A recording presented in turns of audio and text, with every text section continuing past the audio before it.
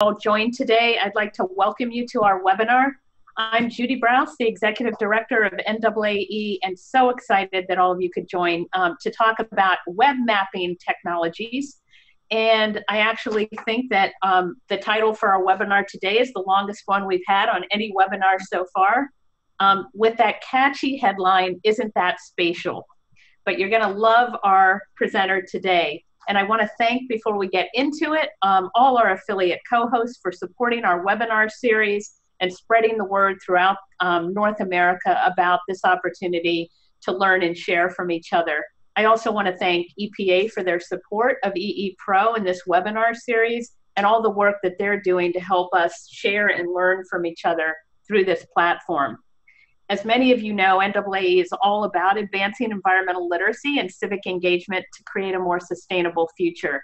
And these webinars are one way that we are trying to bring new ideas to the field and introduce us to some new thinkers and speakers and people that are bringing new ideas to our broad space of education and the environment.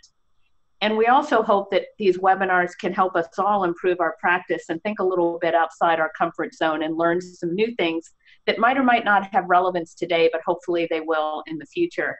And we would love to hear from you about topics that you would find most helpful, interesting, and timely. So always give us feedback. We've had really great support so far from so many of you. And we are already starting to plan next year's calendar of events, and just wanted to let you know that the next webinar is in January with the amazing Sean Martin from World Wildlife Fund.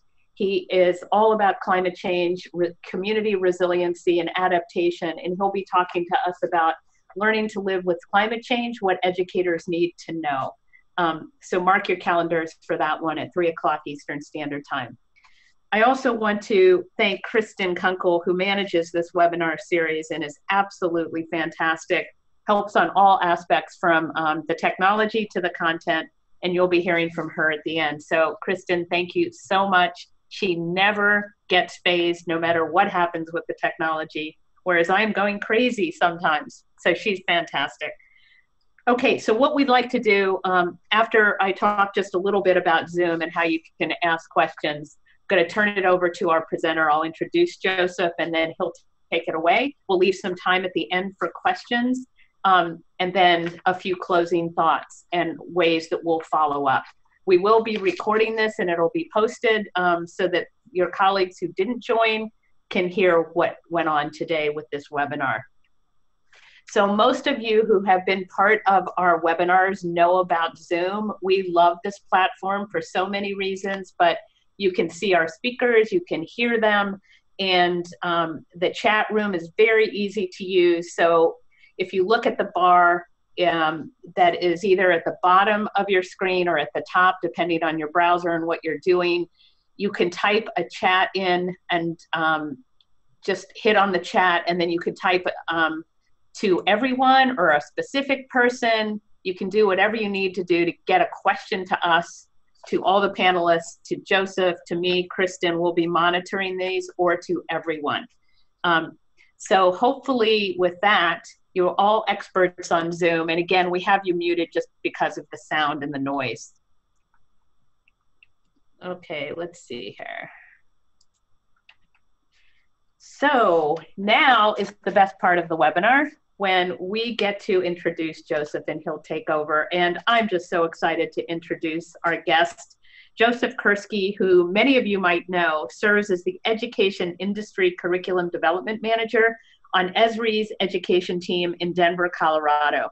Before he joined ESRI, he served for 17 years as geographer in the education program at the U.S. Geological Survey, and for 4 years as geographer at the U.S. Census Bureau. He has taught as an adjunct instructor of geographic information systems on the Rosebud Sioux Reservation at the University of Denver in K through 12 schools and in online courses. Joseph holds 3 degrees in geography. Yes, that's 3. So you'll see that he is very enthusiastic about studying maps, biomes, population, landforms, neighborhood change, and so much more. He really is passionate about all aspects of spatial learning. And it's hard for him actually to contain his enthusiasm, which we love. He loves to foster educational partnerships and conducts training in geotechnologies, including GIS, GPS, and remote sensing. He does this for government, for industry, nonprofit organizations, higher ed, K through 12, teachers and students, the news media, and the general public. And he also creates curriculum focused on spatial thinking and geotechnologies in education, and conducts research in the effectiveness and implementation of these technologies in formal and informal education settings. When not doing these things, Joseph can usually be found at a latitude-longitude confluence in a cave or playing the guitar. So let's give Joseph a huge virtual welcome, and we will change the screen so that he can now show his screen. Okay, so Joseph, there's Joseph. You can see him in real live. Greetings, folks. Good to see you all, or hear you all. Thanks, Judy. Much appreciated for the kind words. Let's go ahead and get rolling, folks. I want to be sensitive to your time here. And let's get started with talking about web mapping technologies and why and how you might use these in your own teaching and learning. I'm going to go ahead and cancel the video because I want to conserve all the bandwidth for the mapping that we're going to be doing together. Just as a warning, if you do not like maps in environmental ed, it's going to be like you being dragged to a Barry Manilow concert and you really didn't want to be there. Now, I've seen Barry twice, but I can always tell that there are some people that were dragged by their significant others, if you know what I mean.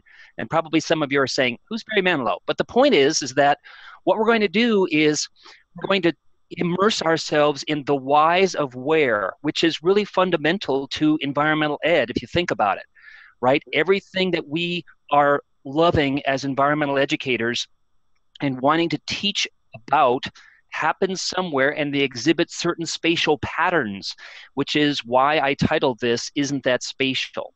So hopefully you're seeing this title right now, and I want to scroll down here a bit because I want you to identify where I took this. I was at a conference on Earth and environmental education in this country, and you can chat. You can type those responses in the chat screen as I also ask you a couple of things as we get rolling here. So as Judy mentioned, I am happy to take questions, comments. I want to participate and be one of your folks in your network. As you know, teaching with geotechnologies or any technology is a daunting task sometimes. It's a bit unpredictable. You're using real-world data. And so make it easier on yourself by taking advantage of the networking that the NAAE has to offer. And if I can be a part of that network, I'm happy to do so. That's what I'm here for. Oh, you folks are awesome. So where is this photo that I took out on the landscape back in September? Anybody have a guess? As we do that, I want to also ask you a couple of questions. First of all, let me scroll down here and show you my contact information. As Judy mentioned, I am just a wee bit passionate about geography, environmental studies, and so on. So I've got over 3,200 videos out there, and you're welcome to take a look at those. Also, my contact information at the two main jobs that I've got at ESRI and the University of Denver. Let me scroll back up to that photo just briefly. And Joseph, are you sharing your screen yet? I can just see the photo of you in the orange shirt. Sorry to interrupt, but I just want to make sure you know you're not sharing your screen. There we go. Perfect. So what do you think of this, folks? Where you're thinking spatially already. You're looking at landforms, you're looking at the land use, you're seeing some water bodies over here, you're noting the vegetation.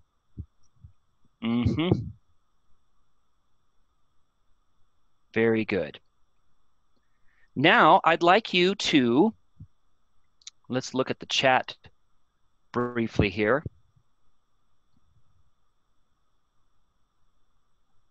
Ah, a couple people have got it. Switzerland. Yes, it's not Colorado, but Very good. Switzerland it is, indeed. All right, very good. You're thinking spatially, and that's what we're all about here today. So here's my contact information. As Judy mentioned, I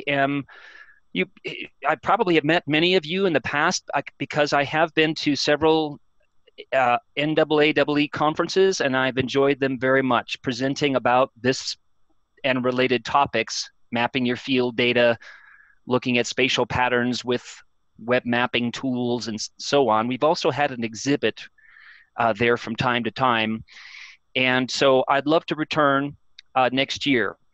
Now, Judy mentioned some of the main things that we're involved with: this research, curriculum development, professional development for educators, partnerships, is really all revolving around fostering and promoting spatial thinking.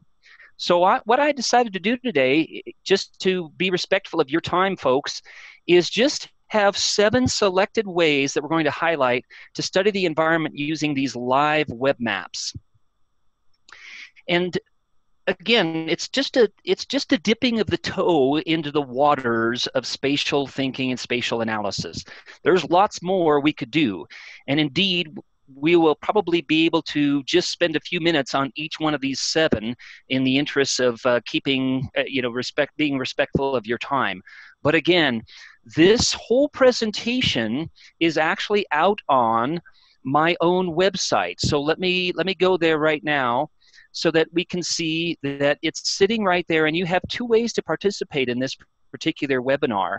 So if I go to josephkerski.com, which basically my mom and I look at, and nobody else. No, just kidding. Anyway, but josephkerski.com, and if you look at that latest post there, there's this Isn't That Spatial, and you can see the links to the presentation, which is what I'm going through right now. So you've got the option. You could either sort of kick back and kind of soak in the spatial harmonies that are going to waft your way, or you can actually go through there, and all of the live links that I go through, you can go through them on your own device, whether it's a tablet or a laptop. You can actually investigate these live web maps on your own. So either way is fine with me, but I would like to have everybody at least go through the first one together, and that is, I'd like you to participate in this photo, right below the photo, participate in the Crowdsource Story Map. And so if I go to that Crowdsource Story Map, I'm going to type it into the chat box, and that way I'd like you to participate in it. And what do I mean by that? Well, I mean that this is a live story map, and we'll talk more about what story maps are, and let me type that in here. Okay, this is the link to the Crowdsource Story Map. So if I go to Explore Map there, what I'd like you to do is tell me and the others if you've got a photograph of what it looks like outside your window or through your window where you work. And I know we've got a global audience here, so it'd be really fun to see what it looks like where you are. This is a crowdsourced, in other words, people participating in a live web map. Now, this is the view out my window, actually, from about a month ago, as you can see from the colors of the vegetation. So, moon setting over Flatirons. Many of you have been to Colorado, I'm sure. The Flatirons are this wonderful sandstone that's tipped at about a 45-degree angle, just west of Boulder, Colorado. So that's what we see out our window there in Broomfield, Colorado, at the edge of 2 major ecoregions, right? The Great Plains and the Central Rocky Mountains. So I'd like you to, where it says add your landscape, go ahead and add your landscape there, and we'll see what kind of points we see. And you don't have to do it right now, but if you've got a photograph, you can add your landscape, what it looks like outside your window, so we can kind of get an idea of what it looks like where you are and see who we've got participating from all over the world. And another reason why I wanted to do that is because this is a story map, and it's one way for you to teach with spatial thinking in your own environmental education program, whether it's at a school or a nature center or whatever. So I've done it in the sense that we can network together, right, folks? But now think about how you could use the same kind of tool for your own goals. So let's say the scale is of your local wetland, or the riparian zone down the street from your school, or some sort of county park, or national park that you and your students have maybe gone to on a field trip or something like that? What if you're mapping all of the major vegetation types in there, and you're having a photograph that the students actually participate in? They've actually done the same thing that I've done here. And so if I go to add, yeah, I'm seeing the chat questions. Look at this, continue as guest. Drag and drop a photo there, and then you can either locate it on the map or enter a location, like I went to Broomfield, Colorado and hit enter, but you can zoom that photo to the correct spot on the landscape. So as I scroll around on the map, this is a live web map. It's in a system called ArcGIS Online. And I'm seeing this photograph that I uploaded also, where we can see that, gosh, there's some interesting patterns and vegetation types here on the landscape. So if I do that, again, think about this. The modern web mapping technologies, folks, are not just NOAA, NASA, EPA, USGS, the World Health Organization, and those folks contributing data to. It's all y'all, as they say in Texas.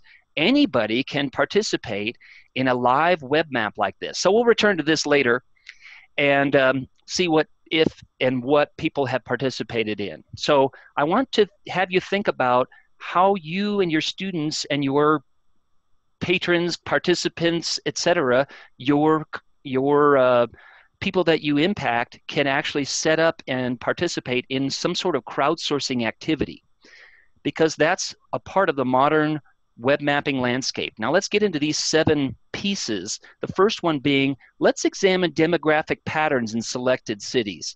So if I do that, it's using something called the Urban Observatory. The Urban Observatory.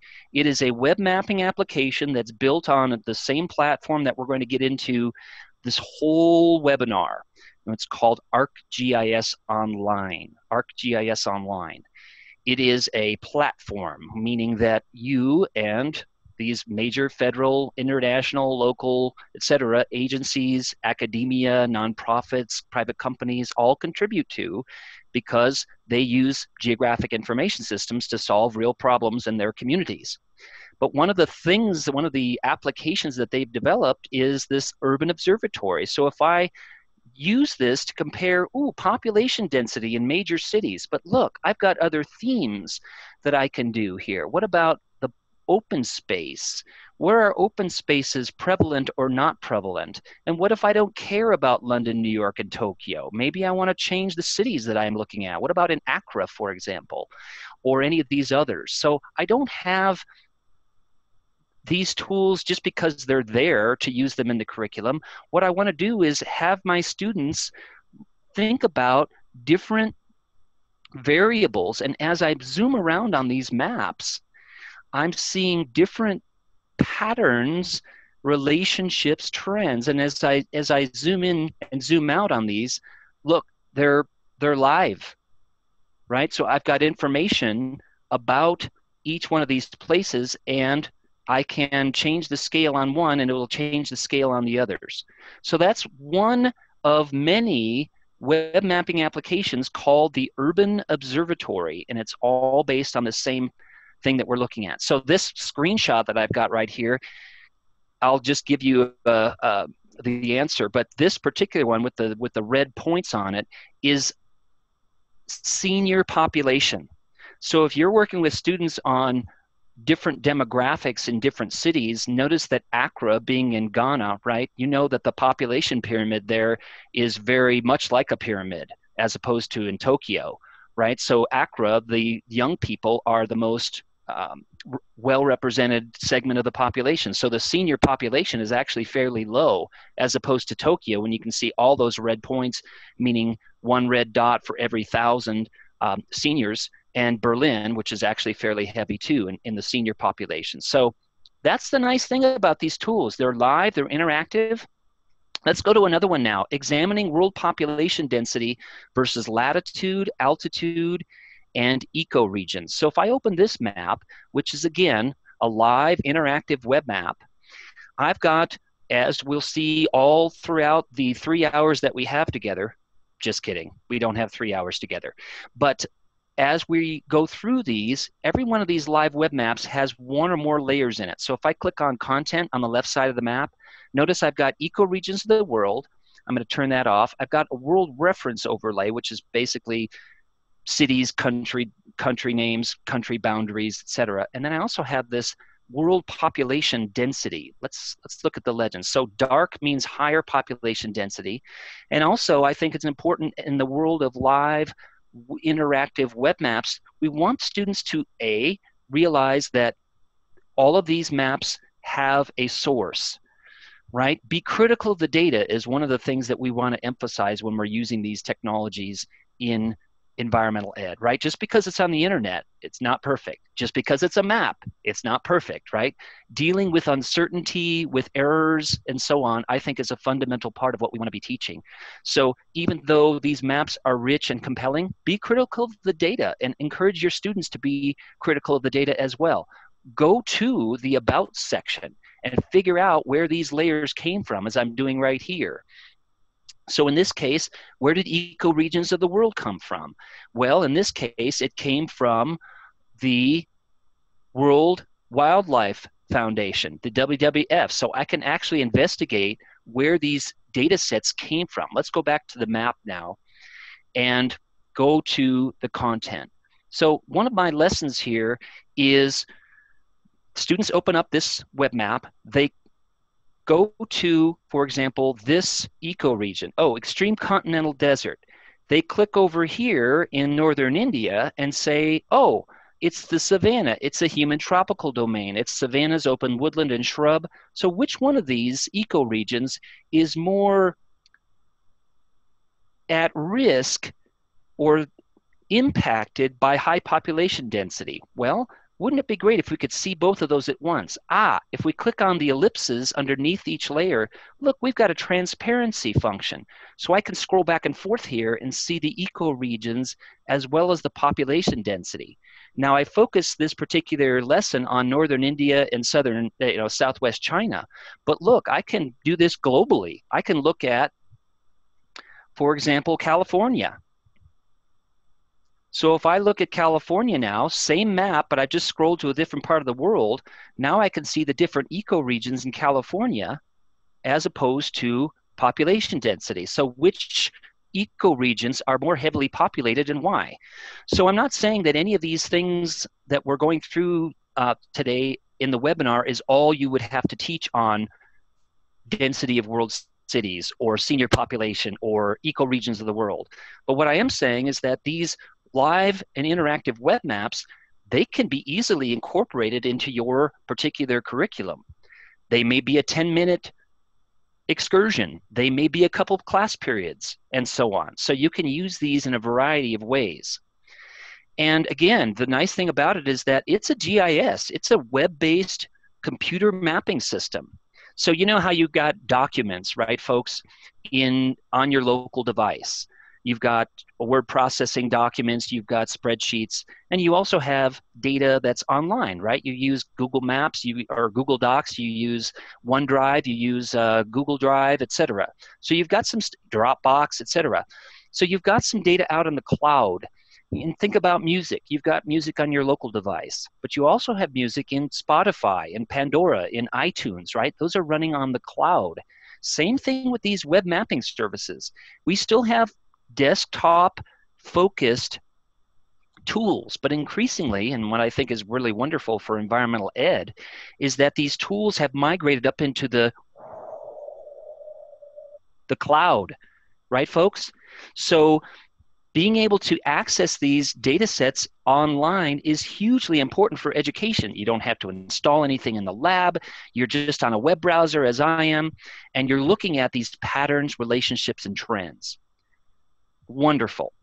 Also, as you can see with this one, look, inside my presentation, I've embedded that web map. So that means that if you've got a web page in Weebly or in WordPress or on your school or university web page, you can embed these web maps. You get basically the HTML code, the iframe code that you can use to embed these maps in your own web page, as I've done right here.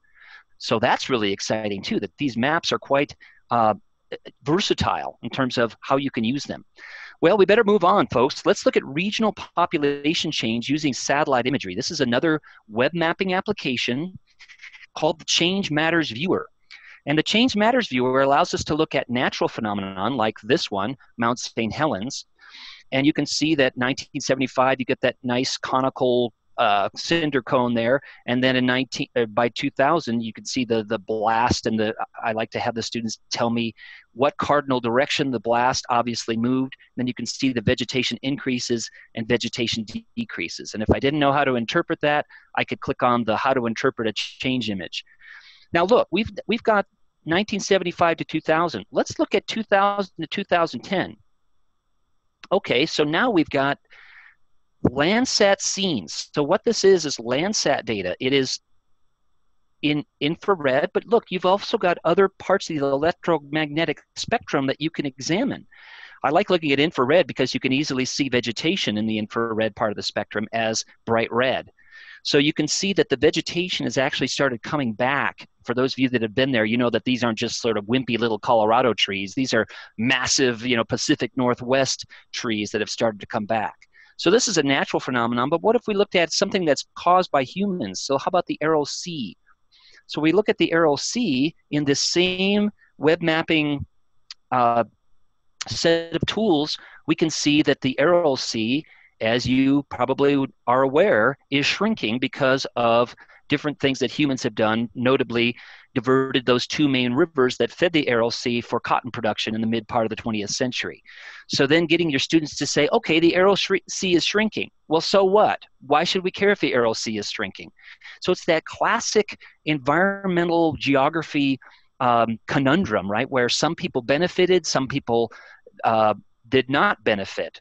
Some things were aided and some things were harmed. So it's not so cut and dry because there were decisions that are made on the landscape with these things. So the nice thing again is that it's scale dependent. You can zoom in on one map and you'll see the images zoom in on the other. So once again, you're seeing this as a supplement to maybe one of your units on human environmental change. And again, this is a global data set. That's the Change Matters Viewer. Now, here's another advantage of having all these data sets in the cloud, and that is not too long ago, folks, and I go way back to the 20th century with these GIS tools, Geographic Information Systems tools, you had to load the data in a lab in your school or your university. You had to make sure that they were all in the right map projection, et cetera. All kinds of technical barriers. You couldn't use this on a tablet, et cetera. So now you've got all this at your fingertips is what I'm getting at. All you need is a web browser and a web connection to run this stuff. So that is regional population change. You could look at urban sprawl in Dallas, Fort Worth, and a variety of other things with the same thing. You could look at Las Vegas, as I've got screenshotted here, but we better move on. All right, another one is one of my favorites, since as Judy mentioned, I used to work at the U.S. Geological Survey, and one of the other web mapping applications is this historical maps topographic map viewer. So let's say we wanted to look at a place like Plano, Texas, which is one of the most rapidly urbanizing areas actually on the planet. So if we click on Plano, which is north of Dallas, as many of you know, we can see that, okay, I've got a series of topographic maps here in the slider bar at the bottom. So I can look at, okay, let's look at Plano as it existed in, what do we have, 1960. Okay, interesting. So I've got, in the interest of time, I won't go through all of these, but look, you've got a series of years across the bottom. You can have the students looking at how things have changed in their own community. Now, as opposed to the one we looked at about 3 minutes ago, this one is from the U.S. Geological Survey and ESRI working together to get all these maps scanned and put into this website. So can I do this for North Korea? Sorry, no. It's only U.S. in this case.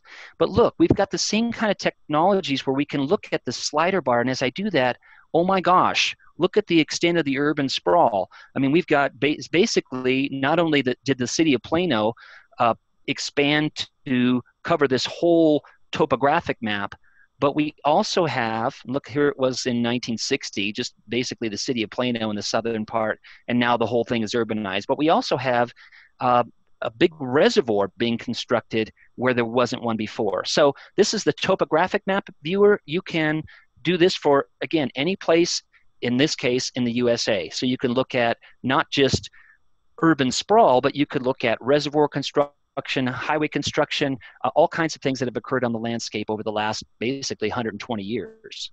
So that's another one of my favorites just because it's all at your fingertips. Let's take a look at this now, median age, income, behavior, and diversity at state, county, and neighborhood scales. So this is, once again, in the same platform we've been looking at, in this thing called ArcGIS Online.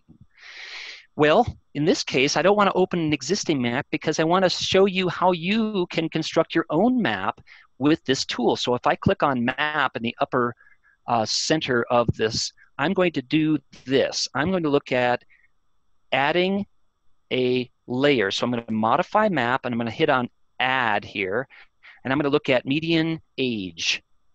Okay, median age. Let's take a look at that. So I've got median age there, and let's go ahead and zoom out. So at the state scale, I've got, okay, I can see, let's pop up a legend.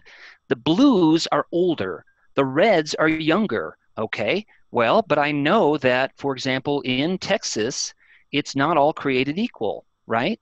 There are certain counties, certain cities that are younger or older. So you could talk to the students about what pulls up a median age. Well, if you're teaching middle school, you might need to talk about what is median to begin with, right? So you incorporate a little math in there. What is a median age, and what would pull it up and what would pull it down? And what impact does that have on the environment? What effect does, for example, smaller household sizes have on urban sprawl? Ooh, there's all kinds of good questions you can ask. So as we zoom in, notice that the median age for Texas was 34. But as I zoom into the county level, at this scale, you can see that some counties are older, some counties are younger. Why is that? Again, things that would pull down a county median age: military bases, prisons, universities. What would pull up a median age? Retirement communities, right?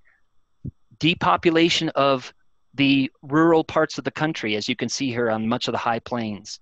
So there are all kinds of interesting patterns. And then since you can add data, you can say, well, what's the relationship between median age and median income? So I could add median income here.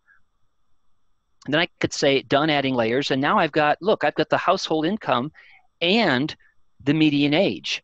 And again, just like before, we could make one of these transparent, just like this, and look at the relationship at the county level in this case. But we can also take a look at, what about Washington, D.C.? I was just out near where Judy and her awesome staff hang out not long ago, last weekend, for the Social Studies Conference. So now I'm looking at median age in D.C. And let's pop up that legend again. So I've got, oh, interesting. I've got some older neighborhoods especially off to the west. I've got some younger neighborhoods like in the Navy Yard, et cetera. That makes sense. Andrews Air Force Base, but also some younger neighborhoods in central DC.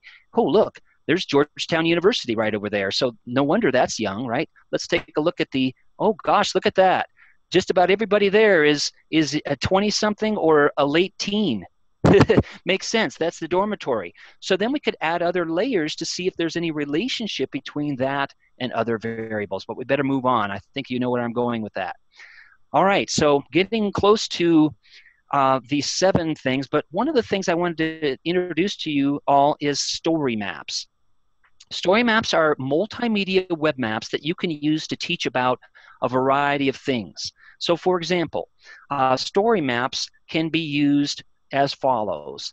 Let's take a look at the storymaps.arcgis.com page. And in the interest... can you hear me, Judy? Sorry to interrupt you, but I just want to interrupt with one question. Do you need an ArcGIS account to add data like you're doing? Nope, and I'm glad you brought that up. We're going to talk about how to access this in a moment, but so far, I've made it a point to all the things that we've done, I haven't logged into thing 1. All I did on that adding data was I went to modify map. Remember that? It was up in the right-hand corner. There was modify map, and then I said add data. Now, Perfect. I'll talk about in a moment when you would want to log in. But so far, yeah, on purpose, everything that we've talked about, no need to log into anything. Thanks, Joseph, and thanks, Laura, for the question. Keep going, Joseph. Oh, I wish I could get excited about this, but let's take a look at the gallery of story maps. Now, there are about 150,000 of these that, again, nonprofits, businesses, academia, K-12 educators and students, government agencies have created. So if you go to storymaps.arcgis.com and look at, for example, the nature and conservation zone, I mean, folks, there's a variety of things that you could actually teach with. One of my favorites is the ocean story map. So I want you to think about this in two ways. I know this is kind of fast and furious, but you could either use story maps that are already created, or maybe or is a better condition here. You can create your own story maps. Your students can create their own story maps. And as you can see, this is a story map about the ocean and climate, the ocean floor, ocean currents, people in the ocean, overfishing, pollution, et cetera, et cetera. So our oceans maps team created this one. Again, interactive. We're using the oceans base map in this case. But what a great teaching resource, and this is one of thousands of story maps. Now, if you're really, really interested in creating one of your own story maps, it's the story of a lovely web map. Tomorrow, I'm actually giving a webinar on creating story maps through the ncge.org. I used to be president of NCGE, and that's where I first started to get to know Judy and her awesome folks at the NAAE, because we had a sort of a partnership that we exchanged exhibit booths at each other's conferences that year. Anyway, so story maps, another way of teaching about environmental issues. And as you will see from the gallery, it's forestry, it is climate, weather. There's no end to these things. So the challenge, I think, for you as educators is, okay, how am I going to use this in the classroom? Which one should I use? I can't do it all. I've got limited, precious time at my fingertips. But I think something like the oceans story map would be a good place to start. Okay, moving along. Now, Joseph, it's great that I can map stuff I can examine things that other people have mapped. But what about mapping and analyzing your own field data? So here's a photo of some students and teachers and myself about 2 weeks ago in New Mexico, looking at gully erosion. And in an area, a semi-arid area that we were in, where topsoil is a precious resource, being able to map and analyze the extent that these gullies are eroding is huge. So, for example, we went out and we measured the gully rims and the floor of the gully using several different techniques, as you could see these tracks. So, for example, I used a couple of phone apps, and then we also used a GPS receiver. The point is that the instructor and his students go out every year to this same gully, and they measure the extent that the gully is eroding. But not only that, but they actually think about, okay, what can we do about it? Not just analyze data and map it, but then, okay, what are actions that we can take? And in this case, they've used something called the Zuni Bowl, which is a sort of a pit lined with boulders and then planted with grass seedlings that helps to mitigate the extent of the erosion that is occurring here. And also working with local ranchers, because as you might suspect, one of the issues is cattle trails causing a lot of the erosion. So, all right, digging deeper. Now that we've looked at these 7 ways I can actually map my own data from my wetland, from my riparian zone, let's talk about digging deeper. Well, time doesn't permit us to go into each one of these, but I want to have you think about, look, the world is changing. And one of the things that people do with these geographic technologies is they map real-time data. So, I, as an educator, have access to things like stream gauging stations from the USGS, wildfire perimeters, current earthquakes, weather, and other real-world data to show our changing environment. So sometime, again, take a look at this presentation of mine and go into some of these live feeds that are streaming into these web maps. Another example, conduct spatial analysis. So how many water wells are within 1,000 meters of the landfill with a pH of less than 6? Or how many earthquakes have occurred within 50 miles of the plate boundaries in the last month? Those are the kinds of questions that you can ask with this technology. And Joseph, do you want to pause for a minute and see if anyone has any questions? Sure. Yes, anyone can join that webinar. It is open. It's free and open.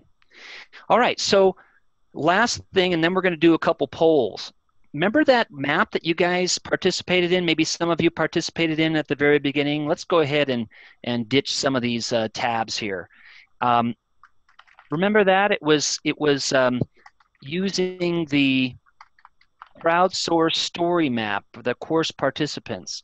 So if I scroll around on that map, ooh, look, I can see that there's a regional office from the Forest Service out here in Sacramento that someone's added. Interesting. And look, there's a couple of folks up here in South Seattle that have, oh wow, South Puget Sound, thanks, very nice. Oh, I love it. And someone's got, ooh, someone else here on, see what I mean, folks? Look, I've made it editable so anybody can participate.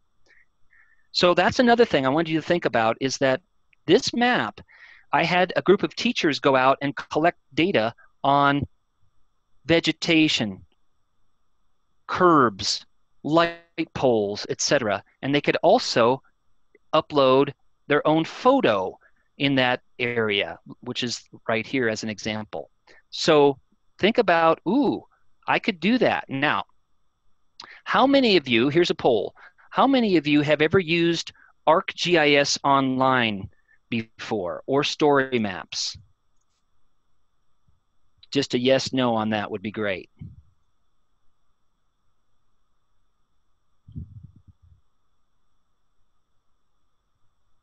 Okay, super.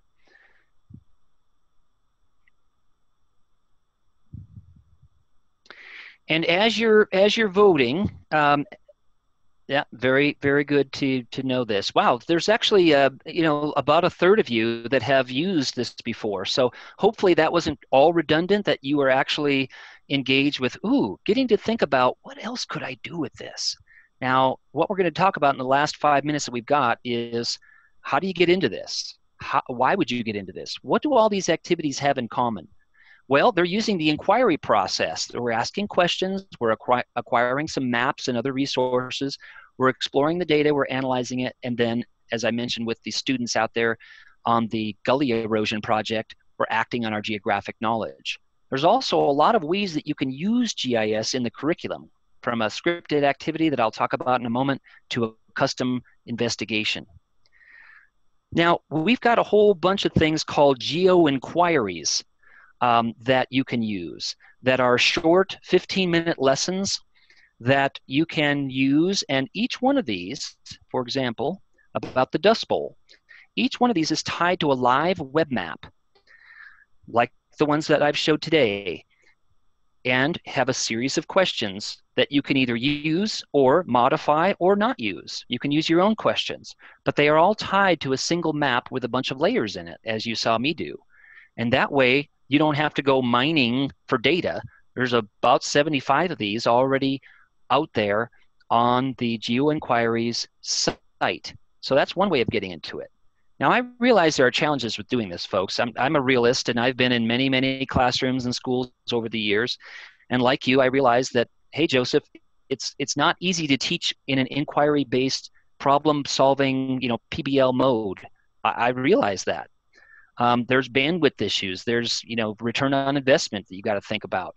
But having this in the cloud, I think, is hugely important and represents a way that we can use these technologies. All you need, as I mentioned, is a web connection And you could either use one device and one projector, or you could have a room full of any combination of computers, tablets, laptops, iOS, Windows, etc. You can even use phones to do this stuff. So, how do you start? Well, as I mentioned, one way is through these geo-inquiries. They're short lessons, and each of them is tied to a live, interactive web map. Second way, and this comes back to Judy's point earlier, and that is, why would I ever want to sign up to log into this online web mapping platform that Joseph talked about? Well, because remember that I was saying you can make story maps and you can make your own web maps. Well, to do that, you need a place in the cloud to park your web maps, to store your web maps, and to have the students do the same thing.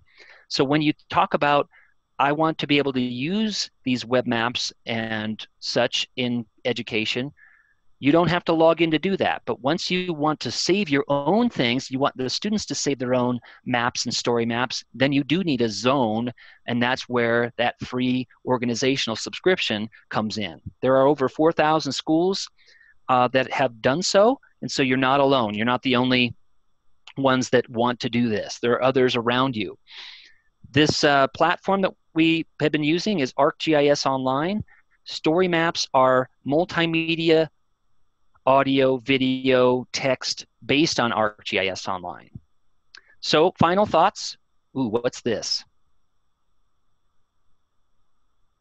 Yeah, the lesson plans are the geo-inquiries. Final thoughts. That's a Mac, isn't it? It's now being used as a doorstop. And the point I wanted to make there is that these tools will evolve. Don't get too stressed about, hey, there's a measure tool. I can measure the distance between that eco-region in southern China and the eco-region in northwest or northeast India. True. But don't get too locked into thinking that tool is going to be the third one from the left. Don't worry about that. The tool will be there. Whether it's the third one on the left a year from now, it's not really that important. But that it will be there. So the tools will evolve. They'll continue to get easier to use and more powerful. Also, I wanted to say, please give these tools to the students. It's great if you as educators learn how to use these, but if you don't give them to the students, it's less than ideal. Students can do this. There are loads of examples of students actually engaging in these tools. Also, as I mentioned, these geo-inquiries are one set of lessons, and there are more, but don't focus too much on the Dust Bowl lesson or any other lesson. Focus on the inquiry. You're good educators, and we provide some of these lessons so that you can kind of know how to get started, but they're not the end-all, be-all. They're just short, and you can develop your own lessons based on these wonderful resources. Also, keep moving forward in your use of web mapping. Embrace change, right? That whole, here's a geeky, nerdy picture of me at 48 North 111 West. So, folks, questions, comments, complaints, issues? Thank you so much, Joseph. We do have a lot of questions. So first of all, thank you so much for that amazing overview. Such a wealth of information. And I just want to say that we will be posting a lot of these contact sites and resources on EE Pro. So don't worry if you didn't catch all of that. Kristen, let's ask some of the questions that have come up. Joseph, if you want to take a few more minutes, and then we'll end at the very end with just a few closing thoughts. Does that make sense? NAAE rocks. Okay, so one of the questions, go ahead, Kristen. Sure. So the first question we have is, can I edit my landscape submission to Crowdsource Story Map? Can you edit it? It depends on how the person that set up the web map has decided that you can edit it. In my case, I said, I'm going to accept submissions, and you're not able to edit it. But but you got full power with these tools. You can choose to allow the people that edit any sort of crowdsourced map to edit their own submission, or you can say, no, I'm not going to allow them to do that. So it's totally up to you as the map creator. You have the power. One more question. Is there a place with lesson plans? Yes, those geo inquiries are a good place to start. So I'm going to go to this website. The Connect Ed page is also the page where you can sign up for one of those free subscription accounts to these tools. Now remember, 90% of the stuff that I did, no login required. So I would start there. Start with that shallow end of the pool, and think about sometime I might want to map my own field data. I want to maybe set up a crowdsource map, but I would start with some of these interactive web maps that we've looked at, the Urban Observatory and the Change Matters Viewer and the USGS Topo Map, and adding some data to these live web maps. Start with the Story Maps gallery. I'd start there at the shallow end. You being the creative folks that you are, that's why I wanted to provide some, I want to dig deeper resources, so you'll have those. Okay, so Joseph, I'm going to take over again from here. Kristen, do you have another question before we do the final close here? And the good news is that Joseph is going to continue to answer questions on EE Pro, which is fantastic. So, and I don't know if you can see this. Let me go to the chat box. Yeah. While you're doing that, Judy, I'll ask one more. We've got one more question for Joseph. Are you able to create or contribute to your own databases for your local environment or community? And is this difficult to do?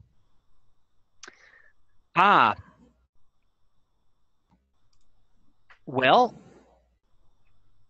if you've got a community mapping project and someone has set it up so that you or your students could participate in it, if they've done it in the same way that I've done it or a similar way to what I've done it, the way I've done it here in this webinar, then yeah, easy to do. You basically need a web browser and you need access to those maps or map. And that's the exciting thing, folks, is that we're not making this up for the classroom or for the nature center.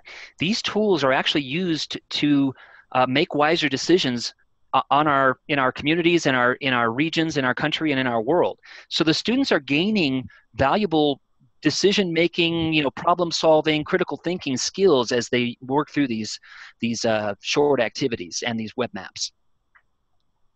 Joseph, thank you so much. And we still have a few other questions that we will answer on EE Pro, and I'm going to turn it back over to Kristen to end. But thank you so much for that really, really exciting presentation on mapping, Joseph, and all these resources. It's pretty incredible.